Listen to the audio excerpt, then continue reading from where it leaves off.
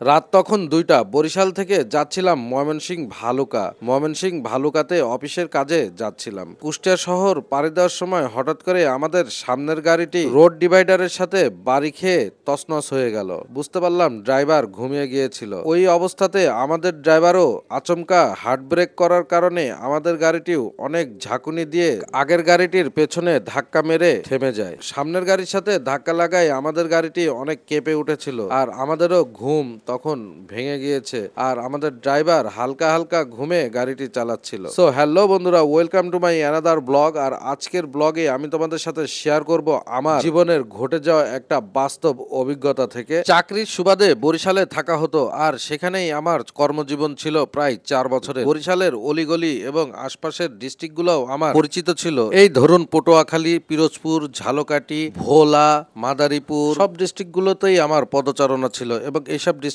আমি আমার অফিসিয়াল কাজের জন্য যেতে হতো মাঝে মধ্যে। তো আমি যে অভিজ্ঞতাটার শেয়ার আজকে করছিলাম তোমাদের সাথে, কিভাবে একটা মারাত্মক অ্যাক্সিডেন্টের হাত থেকে বেঁচে গিয়েছে। আসলে রাখে আল্লাহ মারেকে, ওই দিনকের যে অ্যাক্সিডেন্টের একটা অভিজ্ঞতা হতে লেগেছিল, আল্লাহ নিজে স্বয়ং আমাদের বাঁচিয়ে দিয়েছিল। আমাদের ড্রাইভারও কিন্তু ঘুমিয়েছিল, যেটা আমি পরে উপলব্ধি করতে পারি। সো বন্ধুরা, আমরা যারা ট্রাভেল ব্লগার, আমাদের কিন্তু ম্যাক্সিমাম টাইম ট্রাভেল করে থাকতে হয়, বিভিন্ন জায়গায় ট্রাভেল করতে হয়, বিভিন্ন গাড়ি ঘোড়া, অটো, রিক্সা সবকিছুতেই আমাদের চলাচল করতে হয় এবং আমাদের ভালোভাবে সেই স্পটে পৌঁছে ভিডিও বানিয়ে আপনাদের উদ্দেশ্যে ছাড়তে হয়। তারপরও নেটিজেনরা অনেক রকম কথা বলে থাকে, এগুলো আসলে আমরা গায়ে নেই না। কিসের জন্য কষ্ট করে ভিডিও বানাই? ভিডিও অবশ্যই ভালো কোয়ালিটির বানিয়ে যদি আপনাদের মনে আনন্দ দিতে পারি, এটাই আমার সার্থকতা, বা আমাদের মতো যারা ট্রাভেল ব্লগার আছে তাদের সবার সার্থকতা। আমরা যারা ভ্রমণ পিপাসু মানুষ আছি, আমাদের ট্রাভেল করতেই হয় এবং এই ট্রাভেল করার সময় বিভিন্ন অভিজ্ঞতা অর্জন করি। আর এই অভিজ্ঞতাগুলো